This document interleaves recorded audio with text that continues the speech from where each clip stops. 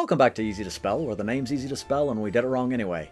If you're like me and didn't catch our last episode live, I've got a handy little summary here, so let's get caught up together. Arriving in the city of Bastion, it quickly became apparent to the crew of the little charity that something was wrong.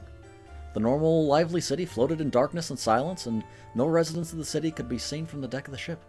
Ooh, spooky. As the crew moves into the city, they spot piles of bodies being burned in the street.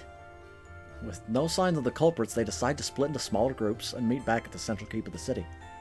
As they move through the city, more pyres become visible, and a glimpse is finally caught of some sort of mindless creature. The party quickly cuts it down before it draws more of its kind to them.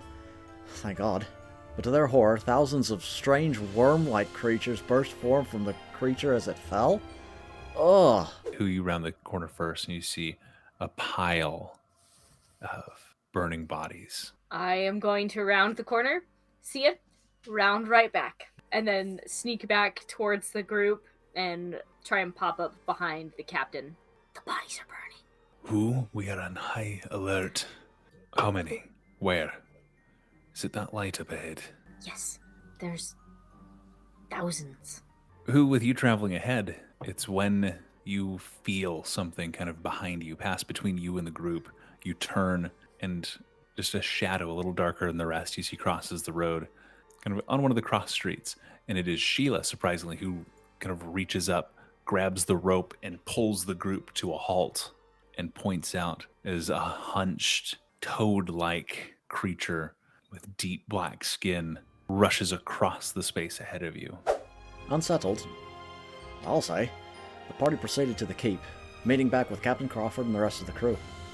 They were then introduced to Shavega, a town leader who would be able to translate and perform the ritual inscribed in Crawford's tome, but only after the force suppressing Bastion was defeated. Looking up. The party set out, convincing Sparrow to come along as well, and made their way towards the church that housed their goal. Sparrow? Yes, Avi. I'll be right back with you. He taps like the patient that's next to him that he was very much not helping. I'll be right back to continue helping you as soon as I help these two fine gentlemen. You don't expect me to go with you, do you?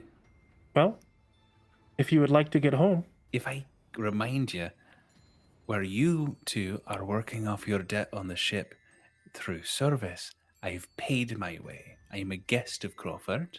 It's not worth it, Avi. He's worthless. If you come with, I will help you with the laser. I don't know how much help I'd be. I should come and give myself a chance to explain a little bit. It's fine. Fine as in, you don't want me to come, or you do?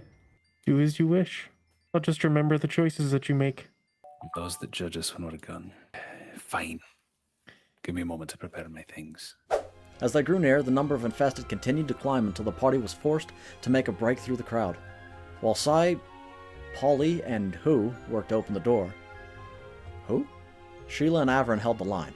With a horde at their heels, the party rushed through the door as it opened, except for Sparrow.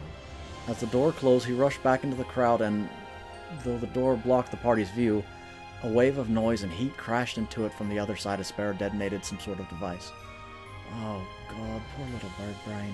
The party then turned to face the center of the temple as rivers of worm-like creatures flowed together, forming a tall, masked individual form before them, the apparent source of the strange invasion. Oh,